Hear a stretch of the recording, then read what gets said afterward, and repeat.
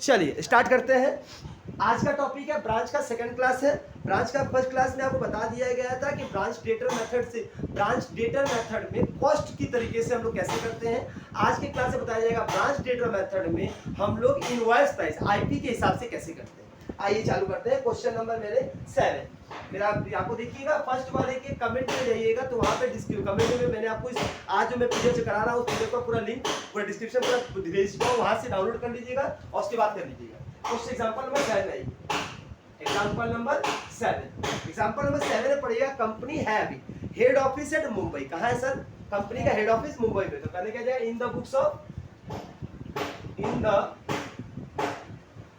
Of head office HO at Mumbai.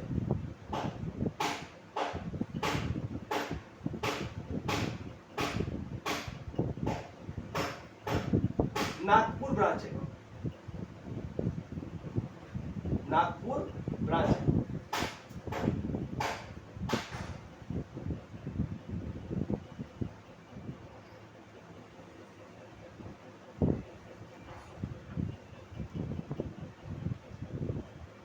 अच्छा opening balance क्या क्या दिया बेटा? टू स्टॉक साथ जाओ to balance BD. To balance BD में स्टॉक क्या दिया हुआ बेटा? ब्रैकेट में इनवॉइस प्राइस लिखा है तो ऐसे लिखोगी इनवॉइस प्राइस कितना? 60,000। डेटर्स कितना दिया हुआ है? डेटर्स दिया हुआ है 40,000। पीटी कैश कितना दिया हुआ है? पीटी कैश दिया हुआ है 320 रुपया। ठीक है, पहले का तीनों का दिया है। तुरंत तुरंत हम क्या कर लेंगे बेटा? स्टॉक का स्टॉक रिजर्व यहां लिख देंगे बाई स्टॉक रिजर्व अकाउंट। अब पहले वर्किंग नोट नंबर 1 में आएगी। अच्छा ध्यान से पढ़िएगा, पहले पता तो करें इसमें क्या हिसाब है। A company having the head office Mumbai and the branch Nagpur at which the goods are invoiced at cost plus 20%। Sir cost plus 20 मतलब कॉस्ट को अगर हम 100 पकड़ते हैं तो क्या नाम है? लोडिंग कितना है? लोडिंग है 20, तो इश्यू प्राइस कितना हो जाएगा सर? 120। मेरे पास ये आईपी है तो हम क्या बोलेंगे सर? ये जो 60,000 रुपया है वो 120 के बराबर है। तो 20 के बराबर क्या होगा? क्योंकि ये जो दिया है वो दिया है 60,000 किसके हिसाब? 120 के हिसाब से। तो आया इश्यू प्राइस 120 है, तो जो दिया है वो नीचे, जो निकालना है वो ऊपर।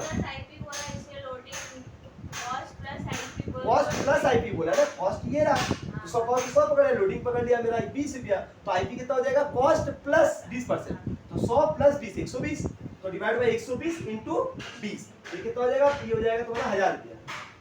कितना हो जाएगा ये? 1000 नहीं 10,000 रुपया। तो कैलकुलेशन करो ड्राइवर, 60,000 से 10,000 रुपया, 10,000 हो जाएगा। यहाँ तक कोई दिक्कत है? स्टॉक रिजर्व हो गया 10,000 का। Goods send to branch cost, ध्यान से सुनना, goods send to branch, goods send to branch क्या दिया है? कॉस्ट। लेकिन हम तो सर पहला क्वेश्चन आप तो फंसा रहे हैं। Goods send to branch cost में तो लिख ही नहीं सकते हम बाबू, कॉस्ट में दिया, घबराना मत, यहाँ तुम कॉस्ट लिख ही नहीं सकती हो। तुमको यहाँ आईपी लिखकर यहाँ रिजल्ट तुमको करना ही पड़ेगा आईपी मेथड में। सर कॉस्ट दिया तो अच्छी बात है, हम यहाँ लिख देते हैं कॉस्ट, फिर आईपी यहाँ लिखेंगे, बैलेंस कर जाएगा, बैलेंस कर जाएगा, कोई दिक्कत नहीं, एग्जामिनर काट देगा। एग्जामिनर बोला है कि आप भूल पड़े होंगे कि जब इनवॉइस प्राइस लोडिंग का बात होता है तो आपको सिखाएगा 3 चीज। यहाँ पर स्टॉक का पैसा ये आईपी में होना चाहिए, इसका रिजर्व मैं यहाँ लिखूंगा, क्लोजिंग स्टॉक में जो स्टॉक आएगा इसका लोडिंग यहाँ लिखूंगा, और गुड्स सेंड टू ब्रांच वाला आईपी में ही होना चाहिए, इसका लोडिंग यहाँ लिखेंगे। ये 3 ही होता है, तो 3 में तुम कम कैसे कर सकती हो? मत करना। तो इस कॉस्ट को तुमको आईपी में कन्वर्ट करना पड़ेगा। कर लूंगा सर आसानी से। क्या लिखा है? To goods send to branch, goods send to branch. Branch में सेंड करने के लिए ब्रैकेट में क्या करेंगे बेटा? ये जो 1,60,000 रुपया है ये कॉस्ट का है ना, कॉस्ट कितना है मेरे पास? कॉस्ट, तो नीचे क्या होगा? कॉस्ट निकालना क्या है आपको? आईपी, तो यहाँ क्या लिखोगे? 120। अगर लोडिंग निकालना होता तो यहाँ 20 लिखता। ये दिया हुआ है जो वो नीचे रहेंगे। देखो कॉस्ट 100 है, लोडिंग 20 है, आईपी 120 है। आपको जो दिया है वो नीचे रहेगा और जो आपको निकालना है वो एक बगल में रहेगा। मेरा तो ये कॉन्सेप्ट सबसे सिंपल। क्या होगा मल्टीप्लाई करके? 1,52,000। एक बार कैलकुलेट कर लीजिए सब कोई। इसका लोडिंग यहाँ लिखूंगा by goods send to branch bracket में लोडिंग। यहां क्या लिखूंगा सर, एक देखो अब तुम पे डिपेंड करता है, तुम अगर 1,60,000 को लेती हो तो नीचे 100 लोगी, अगर तुम 1,52,000 को लेती हो हाँ तो नीचे क्या लेगा 120 लेगा। अब जो भी करो दोनों के हिसाब से आंसर आ जाएगा। निकालना क्या आपको, लोडिंग कितना है 20, यहाँ तो 20 होगा क्योंकि लोडिंग निकालना है। अब नीचे क्या लेंगे डिपेंड करता है आप ले क्या रहे हैं। अगर आप 1,60,000 लेते हैं 1,60,000 लेते हैं तो नीचे क्या लेंगे आप 100। अगर आप 192 लेते हैं तो भी आंसर आ जाएगा, हाँ सर आ जाएगा। तो नीचे क्या लेना फिर 120। क्या इसको सॉल्व कीजिए कितना होता है 32,000। देख लीजिए सही है। क्या ये समझ में आया किसी को कि इसमें कंफ्यूजन? मेरे हिसाब से इसमें कंफ्यूजन नहीं होना चाहिए, ये कंफ्यूजन हुआ तो पूरा बेकार हो जाएगा। सबसे टॉपिक टॉपिक यही है, यही वो आपको फंसाएगा। आइटम पूरा वही जो पहले क्लास चला आ रहा है, आइटम में कोई चेंजेस नहीं है। बस यार लोडिंग में 3 केस, इसका इधर ट्रांसफर कर दिया। अब क्या बोला सर, अच्छा गुड्स रिटर्न टू ब्रांच भी आ गया। रिटर्न टू ब्रांच अगर लोडिंग में है तो इसका भी लोडिंग ट्रांसफर करना पड़ेगा। यहाँ आ जाओ, by goods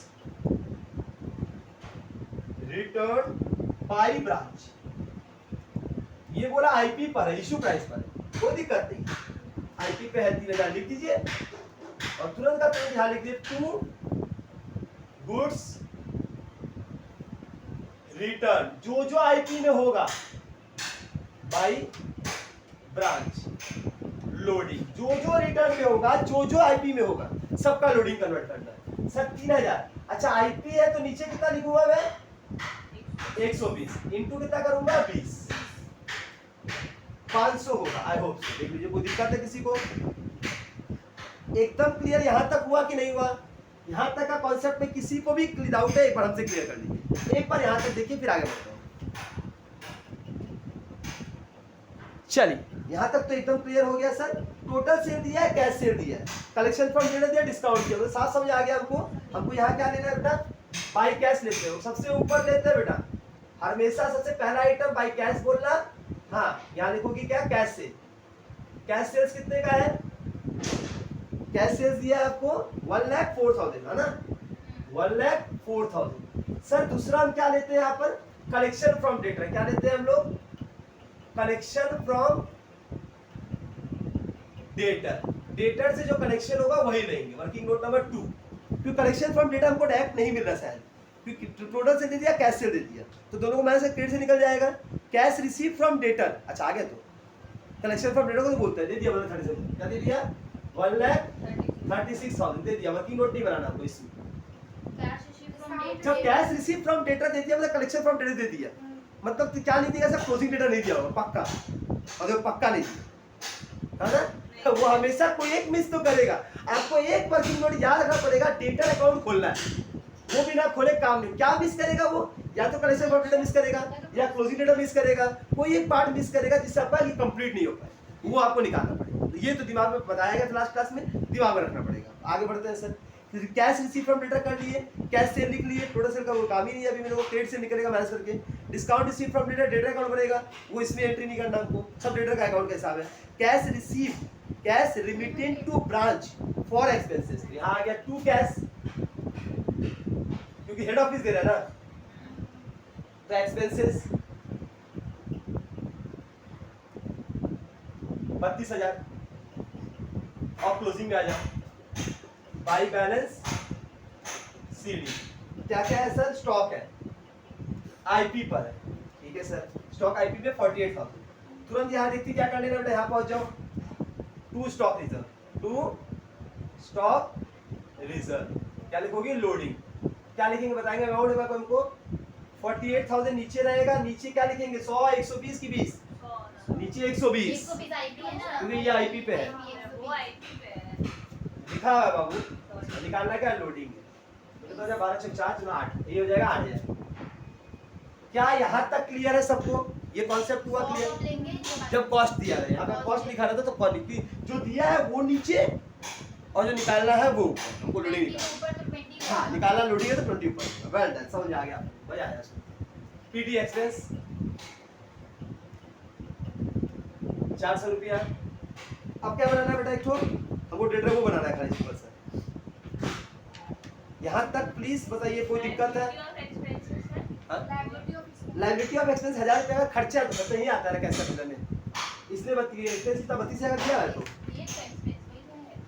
liability of expense दिया बैलेंस शीट बोलकर क्लोजिंग का, तो liability of x question, assets का ओपनिंग यहाँ होता है, क्लोजिंग यहाँ होता है, लेकिन लाइबिलिटी का ओपनिंग यहाँ होता है, क्लोजिंग यहाँ होता है, लेकिन ओपनिंग तो कुछ था ही लाइबिलिटी, लेकिन क्लोजिंग में लाइबिलिटी है, तो टू बैलेंस शीट बोल के यहाँ फर्क पड़ेगा, ये चीज याद रखना। फिर से बोलता हूँ, स्टॉक मेरा एसेट्स है, डेटा मेरा एसेट्स है, पीटी कैश मेरा एसेट्स है, लेकिन मेरा liability expense, liability for expense, क्या लाइबिलिटी मेरा एसेट्स है, लाइबिलिटी है, लाइबिलिटी का ओपनिंग नहीं, यहाँ से नहीं हो सकता है ओपनिंग में कोई लाइबिलिटी है ही नहीं, लेकिन क्लोजिंग में लाइबिलिटी पैदा हो गया, तो बैलेंस शीट ही तो बोला है, ध्यान लिख दो टू बैलेंस शीट।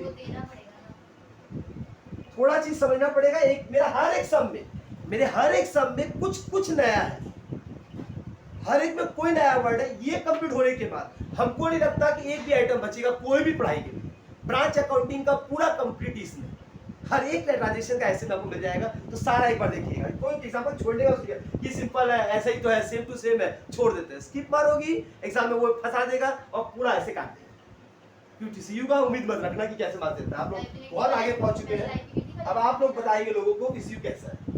मेरा एग्जांपल बता रहा है, गोबर चला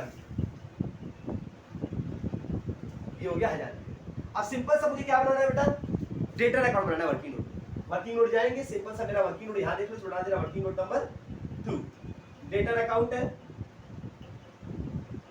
डेटर का ओपनिंग बैलेंस बीडी कितना दिया बेटा 40,000, हाँ जी, यहाँ क्रेडिट सेल चाहिए हमको, क्रेडिट सेल कैसे निकलेगा बेटा, टोटल सेल दिया है तुम्हारा 2,48,000, उसमें से कैश सेल माइनस कर देंगे 1,04,000, तो कितना बचेगा 1,44,000 बचेगा क्रेडिट सेल।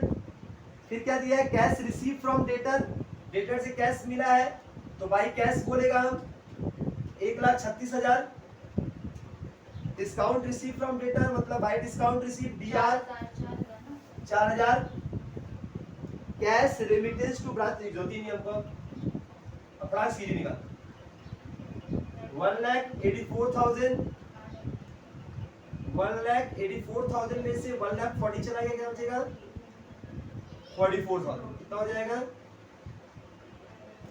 44,000, यहाँ क्या हो जाएगा बेटा, यहाँ पर बोल देना ये वर्किंग नोट कंप्लीट होता है, फिर आएगा यहाँ पर डेटर वर्किंग नोट नंबर 2 44,000। क्या इसमें कोई दिक्कत किसी को, क्या ये समझ में आया आप लोगों को अच्छे से, इसमें कोई भी थोड़ा सा भी कंफ्यूजन है किसी को, इसको फटाक से मैं क्लोज करूं, जरा बैलेंस कीजिएगा कैलकुलेटर में सब कुछ अपना, मेरे पास जो आंसर डेटा दिया है उसके हिसाब से मैं लिख रहा हूं, बैलेंस किया कि नहीं बताइएगा हमको।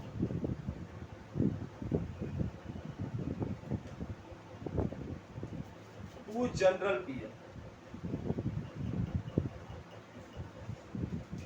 बैलेंसिंग फिगर 43,500, क्या ये आ गया आपका, मैं एक बार चेक कर लेता हूँ, 10,000 32,000 3,000 बैलेंस कीजिए अपने आप देखिए एक बार।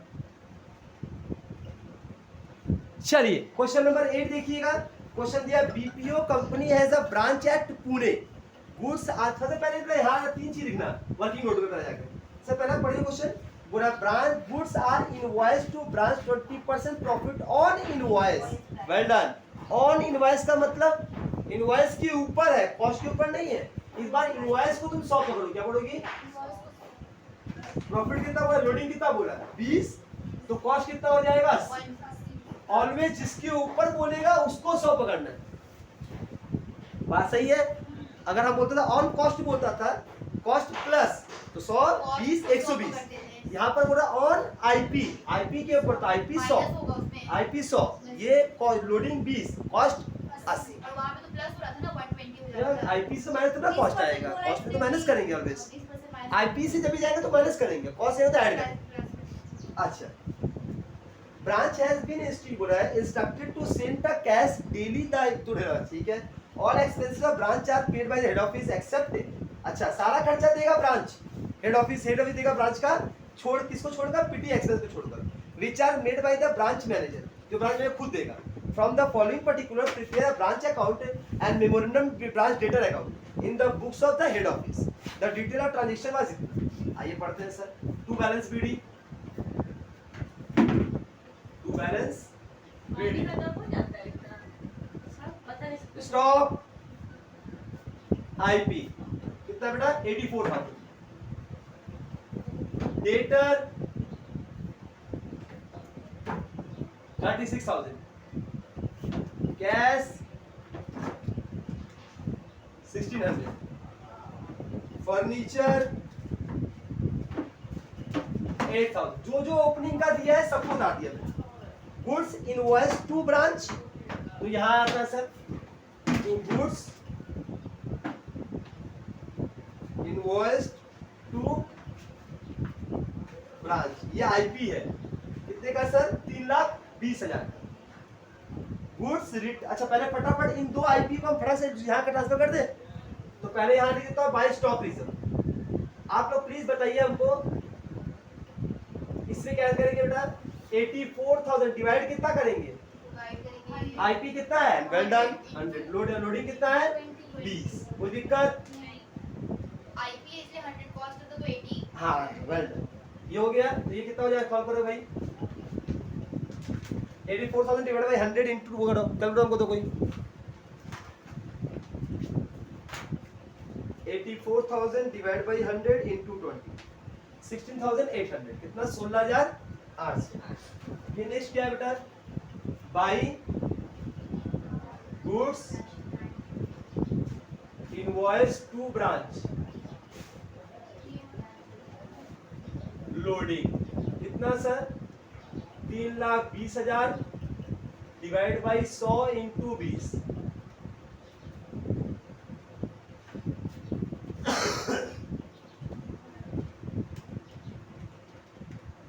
64,000।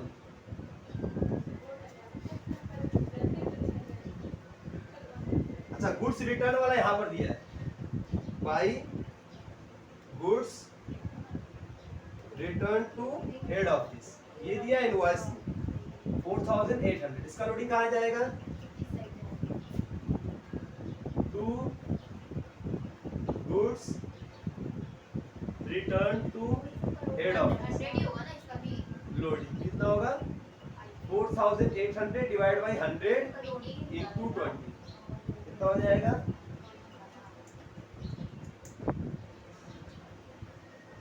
960।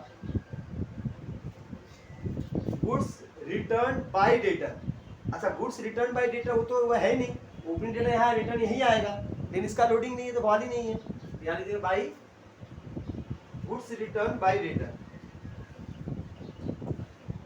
गुड्स रिटर्न तो यहाँ नहीं आएगा डेटर अकाउंट में, नहीं यहाँ नहीं आएगा, रिटर्न तो यहाँ आएगा ना, क्या नाम है हमारा इधर में, एक सेकंड क्या है, गुड्स रिटर्न बाय डेटर 2,000 रुपया, goods receive from debtor, goods receive from debtor, cashier के लिए यहाँ से उतार देगा by cash account, cash sales कितने का है, कैश सेल है 2 लाख का,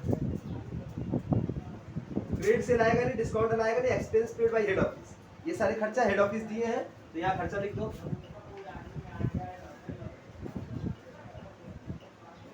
तू कैश बोलकर जो भी खर्चा हेड ऑफिस देगा कैश बोल के जाएगा, cash account. Expenses 4,800 plus 9,600 plus 16,000, expenses paid by head office. हाँ जी एक्सपेंसेस पेड बाय हेड जोड़ के लिख देना। PT expense paid by manager, अगर कोई खर्चा मैनेजर पेड किया तो वो कहाँ जाएगा, पीटी एक्सपेंस को मैनेजर का कुछ खर्चा पे करेगा तो वो खर्चा रिकॉर्ड इसमें नहीं करेगा, मैनेजर ब्रांच अकाउंट में किसका, हेड ऑफिस का बनाना हो तो पर्सनल बनेगा तो उसका बनेगा। ये याद रखना बेटा, कोई खर्चा का मैनेजर खुद करता है, अगर ब्रांच नहीं दे रहा पैसा तो रिकॉर्ड नहीं किया जाएगा, ठीक है। तो ये ऐसे नहीं आएगा, पहले यहाँ से कॉपी कीजिए, एक बार यहाँ से कॉपी कीजिए फिर बताता आगे। चलिए बढ़े आगे, अब नीचे देखिएगा, इसी के नीचे दे दिया, सब कुछ एंट्री कर दिया मैंने, कौन सा करना है कौन सा नहीं करना है। अब यहाँ लिखिए by balance BD, by balance CD, CD क्या क्या दिया बेटा, यहाँ नीचे देखिएगा स्टॉक दिया, स्टॉक कितना दिया है, आईपी में बोला है 60,000 रुपये, जब स्टॉक आईपी में 60,000 है तो उसका रिजर्व कहा जाएगा, टू स्टॉक रिजर्व बोलकर, स्टॉक रीजन बोलकर आईपी नहीं लोडिंग कितना हो जाएगा 60,000 डिवाइड बाई 100 इंटू 20 तो आ जाएगा 12,000। यहाँ तक कोई दिक्कत? तो ये वाला क्लियर हो गया। तो ये बचा क्या सर, किसका इसका ओपनिंग का क्लोजिंग करना है सर। क्या स्टॉक का कर दिए, अब देखो फर्नीचर का दिया था, फर्नीचर का तो क्या हो जाएगा, फर्नीचर ओपनिंग में कितना था 8,000 था, उसका बोला सर डेप्रिसिएशन 10% हटा दीजिए तो कितना हो जाएगा 8,000 में से 8 हो गया कितना बचेगा 7,200। तो फर्नीचर में कितना डेप्रिसिएशन हो जाएगा, स्टॉक हो जाएगा तुम्हारा ये रहा। फिर डेटा का अकाउंट बनाना पड़ेगा आपको। डेटा कितना था सर, ओपनिंग में था डेटा आपका 36,000। फिर क्रेडिट सेल कितने का है, क्रेडिट सेल दिया हुआ है सब 1,28,000 1,28,000 और जो प्राइस छोड़ा है हम लोग मतलब डिस्काउंट अलाउड बाय डेटा यहाँ चलाएगा बाय डिस्काउंट अलाउड कितने का 2,400 का। और क्या छोड़ा हम लोग, डेटा से रिलेटेड है, गुड्स रिटर्न बाय डेटा तो ये by sales return 2,000, goods receive from debtor, goods receive credit sale वो कर दिया ना, नहीं गुड्स रिसीव फ्रॉम डेटर एक सेल 36 1 28 सेल्स रिटर्न 2 का by cash receive from debtor credit sale तो निकालना नहीं पड़ा ना इस बार। कैश। अच्छा ये गलती हो गई बेटा, इसको प्रिंटिंग को सही कर लो बेटा। ये गुड्स रिसीव फ्रॉम डेटर लिखा है ना, उसको लिखो cash receive from debtor, goods receive from debtor नहीं हो सकता, ये कैश सेल है, क्या कलेक्शन फ्रॉम डेटर है, क्या ये कलेक्शन फ्रॉम डेटर। फिर जब तक कलेक्शन फ्रॉम डेटर नहीं होगा क्लोजिंग से निकाल नहीं सकते आप, दो चीज मिस नहीं कर सकता कभी आप। तो वो गुड्स रिसीव फ्रॉम डेटर क्या होता है, 1,24,000 गुड्स नहीं होता है, तो क्रेडिट सेल हो गया, क्रेडिट सेल को गुड्स बोलते हैं, दो बार में देगा वो 1,24,000 का कैश। इस प्रिंटिंग को सही कर लीजिएगा, गुड्स रिसीव फ्रॉम डेटा जो 1,24,000 है वो क्या होगा, वो कैश कलेक्शन फ्रॉम डेटा मतलब कैश रिसीव फ्रॉम डेटा ये हो गया। फिर डिस्काउंट हो गया, सेल्स रिटर्न हो गया, अब बैलेंस कर लो 1,64,000 बाई CD 35,600 35,600 फर्नीचर हो गया, डेटा हो गया, खाली कैश बचा। कैश 1,600 का था ओपनिंग में, आप कुछ पेमेंट किया है कैश का,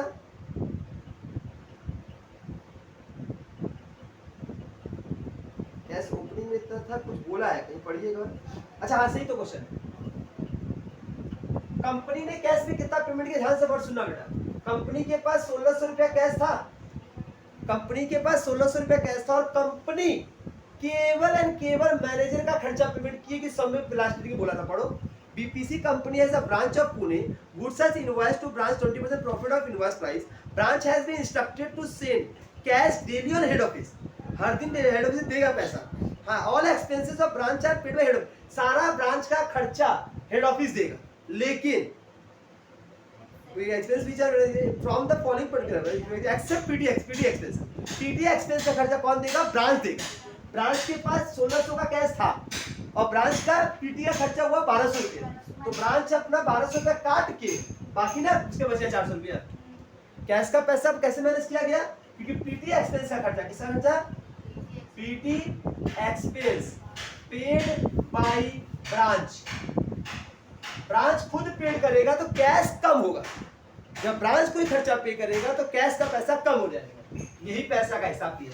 इस वाले में ये नया चीज था, कोई दिक्कत है, हर में कुछ ना कुछ नया है। इसमें ये नया है कि कैश का पैसा क्लोजिंग के बारे में कंफ्यूजन था, पे तो कुछ किया नहीं, पे तो कुछ किया नहीं, लास्ट स्टार्टिंग में बोल दिया था कि ब्रांच ने बोला कि मैं मेरा सारा खर्चा हेड ऑफिस देगा, लेकिन पीटी कैश का पैसा एक्सपेंस का पैसा मैं दूंगा, वो 1,200 रुपया दिया हुआ है, वो आएगा तो कहीं नहीं, कैश का पैसा तो कम करेगा करेगा। पीसी से लेस होगा ना, कैश से लेस है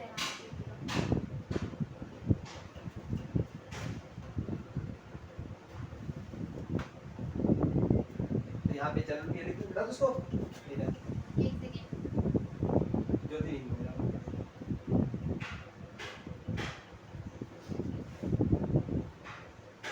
19,840 क्या ये बताइए, कोई दिक्कत है बताइए, आराम से कॉपी कीजिए। नंबर 9 देखिए भैया, क्वेश्चन नंबर 9 पढ़िएगा। इसमें क्या मजेदार है, जरा सुनते हैं। A head office at Nagpur invoice goods to branch at Tuljapur at the cost plus तो बहुत अच्छा है इसका। Cost price 100, loading 25, IP 125। 25 दिए उसमें। कृपा करके अपने क्वेश्चन पत्र को भी पढ़ ले, उसमें भी लिखा हुआ है all expenses are paid by head office and all cash collection made by the branch are remitted to head office daily. अच्छी बात है sir. Prepare Tulja branch account, ठीक है sir. Tuljapur branch account here and the following information। Opening कितना दिया बेटा? To balance BD कितना है? डेटर है आपका 25,000। स्टॉक ब्रैकेट में आईपी लिख देना जरूर 60,000। आगे बाद में पढ़ना, पहले फटाक से स्टॉक रिजर्व ऐसा लिख दो। लोडिंग के लिए 60 ऊपर, नीचे कितना होगा बेटा? 125 इंटू 25। बैड एंड आप सीख गए, समझ आ गया। ये हो जाएगा 12,000। फिर क्या है sir? Good send to branch at invoice, अच्छी बात है सर। क्या देता फिर लाने देना पड़ता है। Goods send to branch 2,80,000। तुरंत यहाँ by goods send to branch loading 2,80,000 divide by 125 into 25। ये कितना हो जाएगा? 56,000। कितना? 56,000। फिर बैड डेट डेटर के लिए काम आएगा, मेरा काम नहीं है। डिस्काउंट अलाउड मेरा काम नहीं है। रिटर्न इनवर्ड क्या होता है? सेल्स रिटर्न मेरा काम नहीं है। कैश फ्रॉम कस्टमर, मतलब यहाँ पर बाई कैश बोलकर एक होगा कैश सेल, एक होगा collection from debtor. Collection from debtor ये वाला आपको दे दिया कितना? 2,70,000। ब्रांच एक्सपेंस बोल दिया, बोला है सारा ब्रांच का खर्चा कौन पे करेगा? Head office. यहाँ पे to cash account branch expense क्यों माइनस करेंगे बेटा? हम तो माइनस करता ही नहीं है। वो तो वो वाला कैश के लिए बोलता है जो ब्रांच देगा। कैश सेल कितना दिया बेटा? 80,000। टोटल सेल का काम नहीं है।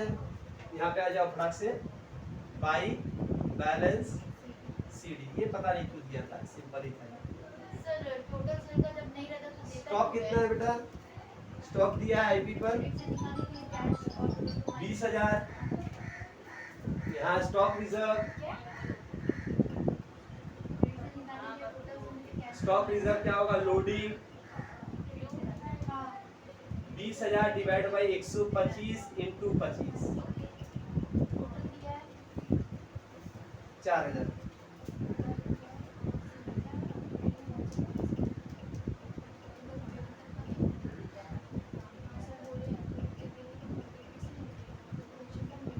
आई है।